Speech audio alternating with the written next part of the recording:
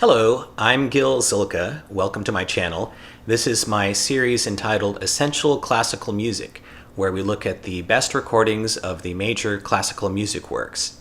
This video is taken from my larger video entitled Best Recordings of Orchestral Works, where I look at basically all orchestral music that is not including the symphonies or the concertos.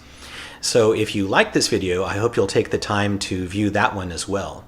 Just know that it is divided into chapters, so you don't have to watch the entire thing at one sitting. You can just very easily click on whichever work that you're curious about. So I hope you enjoy it. Let's go ahead and get started. And for the very first piece I'm going to discuss, this is actually a set of concertos. But as I was saying, it's not, it has featured soloists, but it's not like one, major soloist or two that are front and center. And these are the Brandenburg Concertos of Bach, really Bach's orchestral masterpiece.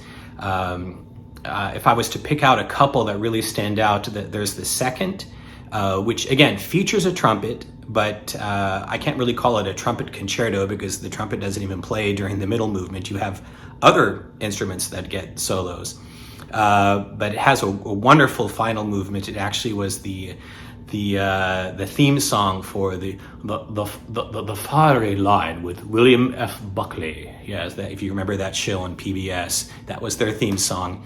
And then the fifth Brandenburg Concerto is also really great. A wonderful solo and even a cadenza for the keyboard part. So for the Brandenburg Concertos, my prime recommendation is this goodie from the olden days. This is Benjamin Britten and the English Chamber Orchestra from 1968. The sound is wonderful. It's not really dated at all. It sounds very, very warm and full, and the playing is very stylish. Britten was a very, very good conductor, especially with Baroque and classical repertoire. It may be just slightly on the heavy side compared to maybe what the performance style we're used to today, but not much, and it's still very charming and buoyant, and I think a great way to get to know these works. Now, if you do want something a little bit more modern, we also have an excellent alternative choice in the period instrument category. This is where they duplicate the instruments that were used in the Baroque period.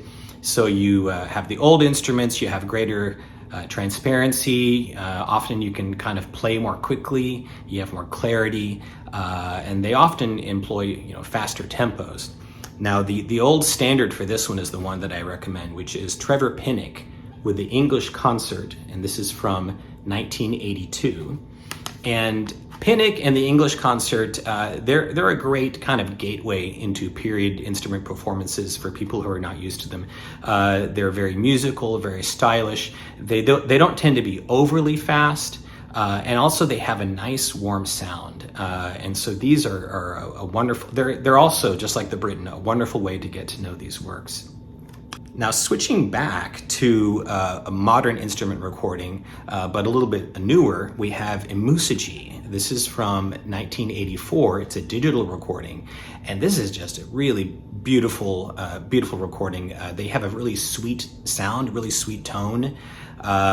So if you really like hearing, if you're not so big on maybe the percussive clarity and you want to hear something more sumptuous and sweet, this is an excellent recommendation as well. Going back to the period instrument versions, we also have one from 1991 that is really good from Jordi Savall with Les Concerts des Nations. This one is a bit on the quicker side. It's virtuosic, but it's also very beautiful, almost sensuous, the way they phrase things. It's a really gorgeous recording. And another one that I would say is good for people who maybe are not used to period performances, because the sound is really lovely. Now, a couple of vintage performances I want to recommend. One comes from Pablo Casals. who was a real early champion of Bach. These are from the mid-60s, and this is with Casals' Marlborough Festival Orchestra. It features Rudolf Serkin playing piano. And these interpretations, they're a little bit idiosyncratic maybe. Sometimes it can be faster than we're used to, sometimes it can be slower. Casals, though, he was really, his main interest was a connection with the music.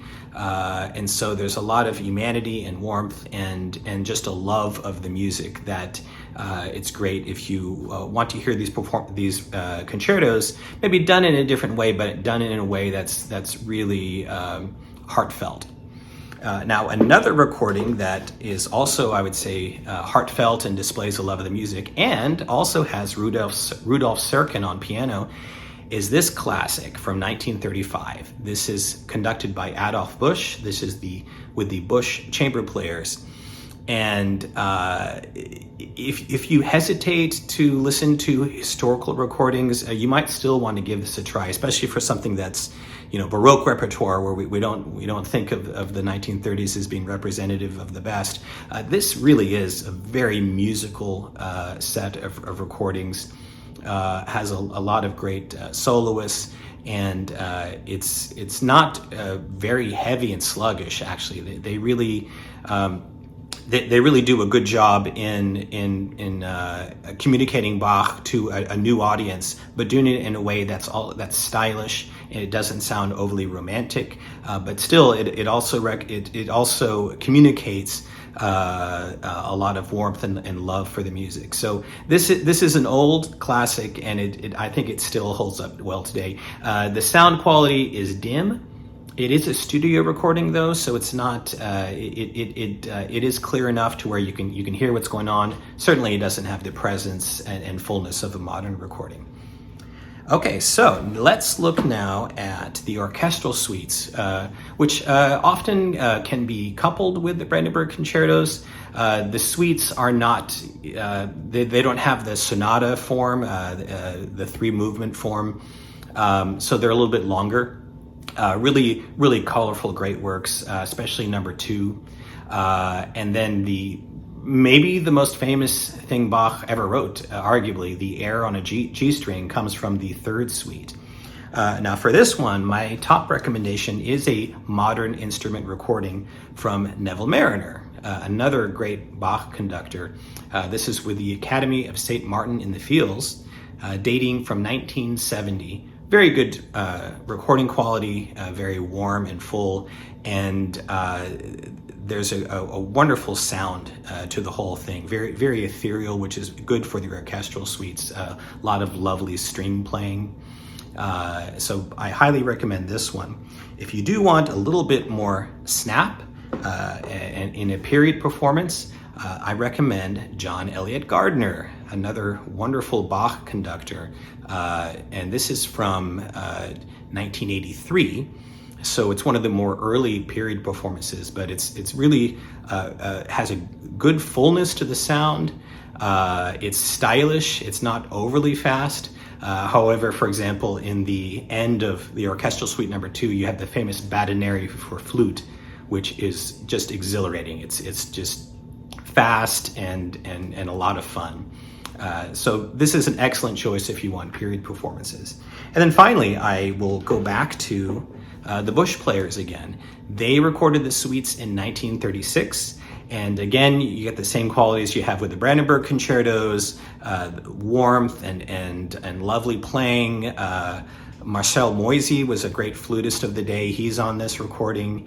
And then the air on a G string, the air from suite number 2. Personally, I've never heard a more lovely version of it than this one. It's fairly slow, but they sustain it beautifully, and it's just really touching. So, thanks for watching. I hope you enjoyed this video. And if you did, I hope you'll also take time to click the like and subscribe buttons. And with that, I want to wish you all a great day and happy listening.